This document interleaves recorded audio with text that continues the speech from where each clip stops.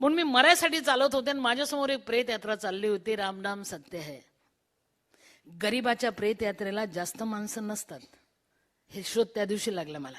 10-20 माणसं होते, रडत होते. तरुण मुलगा गेला होता. मी त्यांच्या मागे मागे चालता चालता मनात विचार आला, चुकते सिंधुताई सपकाळ, तू त्यांची कोणी नाही, तुला हाणतील धरून. मी झाडाच्या आडोशाला बसले, त्यांना जाऊ दे, पण आशा होती लोक काहीतरी टाकतील. आणि त्यांनी टाकलं ना, ओंजळभर पीठ आणि 100 रुपये टाकला.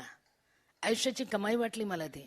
चोरून पाहिलं मी, ते उठले, ते 20 टाकला तिथे. रामनाम सत्य स्मशानामध्ये गेले. मी त्यांना जाऊ दिलं सगळ्यांना. सगळे सोपस्कर मी लांबून पाहिले. आणि ते गेल्यानंतर खात्री झाल्यानंतर मी उठले. पहिले ओंजळभर पीठ आणि 100 रुपये पदरात बांधून घेतला. चालत चालत स्मशानात गेले. पहिले खात्री केली कोणी नाही ना, नाही तर काही खैर नाही माझी, ही बाई कशी इथे.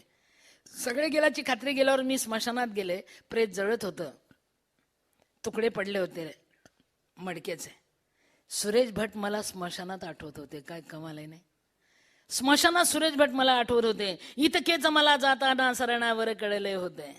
इतकेच मला जाताना सरणावर कळले होते. मरणाने केली सुटका, जगण्याने छळले होते.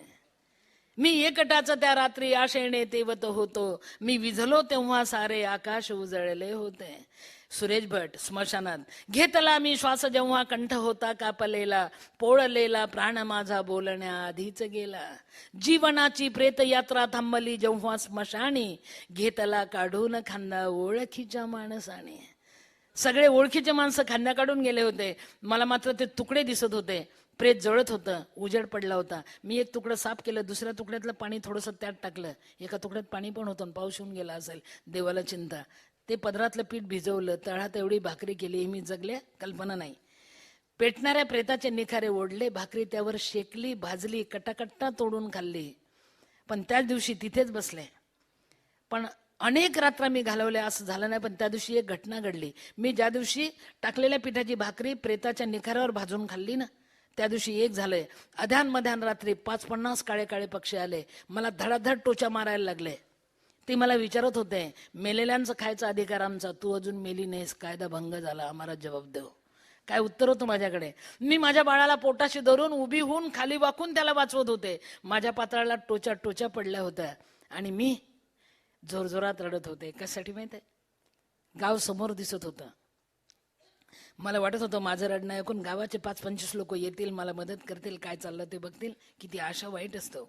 मी जोरजोरात रडत होते. माझ्या रडण्याने गाव उठलं. जवळच होतं गाव. उठलं, सगळे लोक बाहेर आले. सगळ्यांनी सगळ्यांना सूचना दिल्या, अरे सगळे पोरं बिरं झाकून द्या, चांगले दारं बंद करा, बाहेर कोणी पडू नका, दारं पक्की बंद करायला विसरू नका, आज रात्री कोणी बाहेर पडायचं नाही बरं का, कारण स्मशानात भूत रडते बरं का, आज कोणी बाहेर पडू नका बरं का.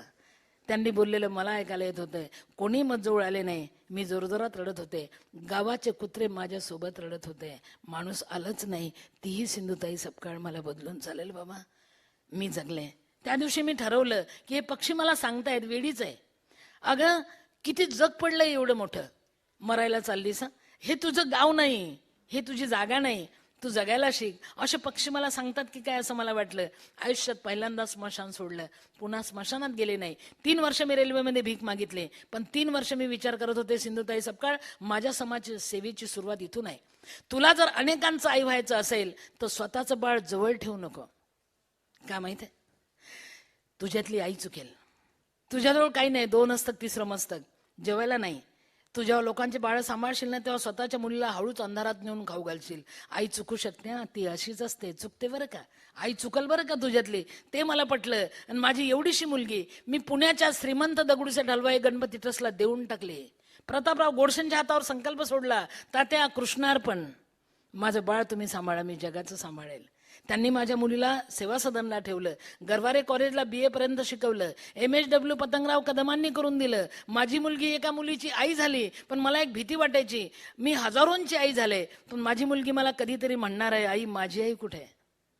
कुठेतरी भीती वाटायची. परवाला पत्रकारांनी माझ्या मुलीला विचारलं, ममता तुला काय व्हायचंय. माझ्या मुलीने सांगितलं, मला माझ्या आईची आई व्हायचंय. हो, मला माझ्या आईची आई व्हायचंय. माझ्या मुलीला मी सोडलं पुण्यात आणि पुण्याचाच मुलगा उचलला, लहानाचा मोठा केला, सांभाळला, चालायला शिकवलं. योग बघा, ज्या मुलाला मी मुलीला सोडून ताब्यात घेतलं, मोठं केलं, वाढवलं, चालायला शिकवलं. योग बघा, आत्ता मला सफारी रामराजेंनी दिली. फलटण संस्थांनी दिली, शिवाजी महाराजांच्या सासरवाडीने दिली, सईबाईच्या माहेरनी दिली. पण चालवायचं काम जो पहिला सांभाळला मी मुलगा पुण्याचा, त्याचा मुलगा मला सफारीत बसून पळवतो बघा. त्याच्या बापाला चालायला शिकवलं, त्याचं कार्ट मला सफारीत बसून पळवतं रे बाबा. हे जर मी जगले नसते तर घडलं असतं, मी तेव्हा मेले असते तर घडलं असतं. म्हणून जगायला शिका. कितीही संकट आले तरी मरू नका, डरू नका, जगायला शिका. पण जगत असताना एक लक्षात घ्या, फुलांच्या पायघड्यावरून चालताना, फुलांच्या पायघड्यावरून चालताना काटे बोचले तर सहन करायला शिका. कारण आता फुलं मिळतात ना, हार मिळतात, पण असंख्य प्रहार सहन केल्याशिवाय हार मिळत नसतात. प्रहार सहन करा, हार आपोआप येतील. म्हणून फुलांच्या पायघड्यावरून चालताना काटे बोचले तर सहन करायला शिका. कारण काट्यांना फक्त बोचणं माहिती असतं, वेदना कळत नसतात. काट्यांना फक्त बोचणं माहिती असतं, वेदना कळत नसतात. म्हणून या रस्त्याने चालायचं असेल तर आपण आपले पाय इतके घट्ट करायचे असतात, आपण आपले पावलं एवढे घट्ट करायचे असतात की एक दिवस आपल्याला काटे सांगतात, आइए वेलकम सुस्वागतम, हम झुकता है तुम चलना सीखो, हम झुकता है तुम चलना सीखो. माझ्या पायाखाली काटेच होते ना, मी चालत चालत आले म्हणून आज या स्टेजवर ते आले. मी थांबले असते तर हे वाटे बरे काटे, माझ्या पायाखाली काटेच होते, फुलं नव्हते. आता तर फुलांची ॲलर्जी झाली मला खरं. वाटेवर काटे पायनवानी, परी काळ जातो माझ्या जनाईची गाणी, वाटेवर काटे. मी काळजातली जनाई आटू दिली नाही बरं का, एवढंच केलं. पायाखाली वाळवंट, पायावरी भेगा, परी काळ जात माझ्या वाहे चंद्रभागा, वाटेवर काटे पायनवानी, परी काळ जात माझ्या जनाईची गाणी, वाटेवर काटे. मुखी माझ्या ज्ञानेशाचे ओविलडी वाळ. आयुष्याने मला एवढं शिकवलं, जळायला शिक, पोळायला शिक, पण लढीबाळपणा सोडू नको. मुखी माझ्या ज्ञानेशाचे ओविलडी वाळ, नाम याची विना माझी तुकोबाचे टाळ, वाटेवर काटे पायनवानी, परी काळ जात माझ्या जनाईची गाणी, वाटेवर काटे, वाटेवर काटे. मला बायांना सांगायचंय की बाया हो, आपला जन्म माफ करण्यासाठी आहे, लक्षात ठेवा. आपण माफ करतो म्हणून आपल्याला माऊली म्हणतात. विशेष म्हणजे मी माझ्या आईला माफ केलं, सगळ्यात जास्त मी माझ्या पतीला माफ केलं. जा, माफ करायसाठीच आम्ही जन्माला आलो ना. आणि पाणी किती वाहून जातं बघा, कसा पुनर्जन्म होतो. की आता सासरच्या लोकांनी पण माझा सत्कार केला हो. आला खतराच बात आहे नाही. ज्यांनी दगड मारून, मला फाउंडेशन पुरस्कार मनमोहन सिंगच्या हस्ते मिळाला, मला आनंदमयी पुरस्कार लता मंगेशकरांच्या हस्ते मिळाला, मला Satpal Mittal national award Ludhiana Punjab KPS गिलच्या हस्ते मिळाला, मला शासकीय अहिल्याबाई होळकर विलासरावांच्या हस्ते मिळाला, मला गोपीनाथ मुंडेंच्या हस्ते सावित्रीबाई फुले मिळाला. पुरस्कार मला 172 मिळाले, पण पुरस्काराची भाकरी होत नाही, तो खता आहे. खरं सांगू, माफ करायला शिका. मला सासरचे लोक फाउंडेशन मिळाला, मला पुरस्कार मनमोहन सिंगच्या हस्ते, आणि सासर माहेर मला भेटायला आलं. जमाना बदलत आहे. एक रात्रीचा इंतजार करा, दिवस उगवतो. सासर माहेर भेटायला आलं मला, मी तर ओळखलंच नाही. म्हटलं आपण, एक जण म्हटलं बाई मी तुझा भाऊ, म्हटलं आता 50-50 खाऊ जगल्यानंतर. एक जण म्हटलं बाई मी तुझा मामा, म्हटलं अरे लेट कामा आला बाबा. एक जण म्हटलं बाई मी तुझा चुलत सासरा, म्हटलं विदाऊट आसरा, ऐसे गेट आउट. का आलात? ते म्हणे आम्हाला लोक म्हणतात तुमची वय लई मोठी झाली, तिचा सत्कार बित्कार करा. अरे क्या बात. म्हटलं एकदा दगड मारून केला की हो. म्हणे नाही आता फुलंच टाकणार आहे, माझा वेळ आहे ना अजून शिल्लक, वेळ संपत आला की सांगा बरं का. आणि खरं सांगू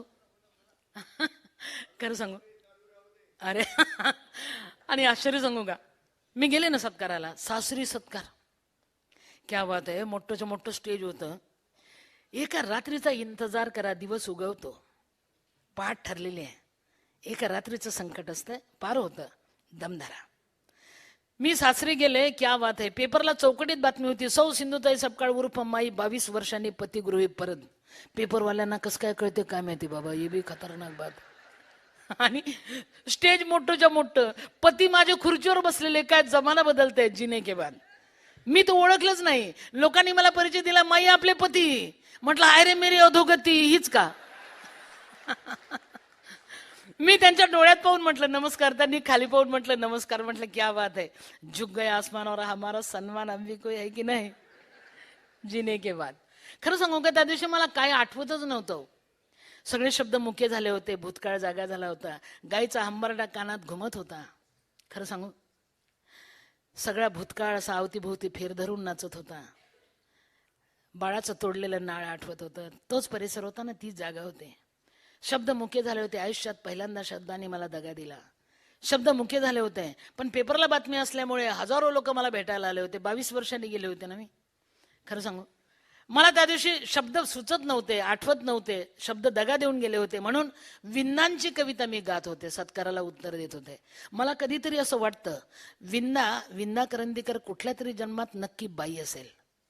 त्याशिवाय स्त्रीचं काळीच कसं कळलं हो त्यांना. आमचं दुःख, आमची वेदना कशी होते शब्दबद्ध करू शकले. येथे पाहिजे जातीचे, कुठल्या तरी जन्मात असावे न कळत. विन्नांच्या 4 ओळी मी गात होते आणि पतीलाच विन्नांच्या शब्दाने विचारत होते. सर्वस्व तुझला वाहुनी, माझ्या घरी मी पाहुणी. घर माझं, पती माझे, मी मात्र पाहुणी आहे सख्य. घरदार येते खावया, नसते स्मृती ना का दया. अंधार होतो बोल का, वेड्या पिशा स्वप्नातून. एक मात्र खरंय, प्रत्येकाला आपल्या आयुष्यात मालकंस अळवायचा असतो, पण भैरवी कधी सुरू झाली नाही कळत रे बाप. भैरवी कधी सुरू झाली नाही कळत. जमली तर प्रीती आहे, जमली तर प्रीती आहे, संपलं तर प्रेत आहे. टिंब दिलं तर चिंता होते, काढून टाका टिंब त्याची चिता बनते. एका टिंबाचा फरक, आयुष्य एका टिंबात गोळा होतं, लक्षात ठेवा. एवढंच भांडवल. आणि मी पतीला विचारत होते विन्नांच्या शब्दात, संसार मी करीते मुका, दाबून माझा हुंदका. संसार मी करीते मुका, दररोज मी जाते सती, आज्ञा तुझी ती मानुनी. सर्वस्व तुझला वाहुनी, माझ्या घरी मी पाहुनी.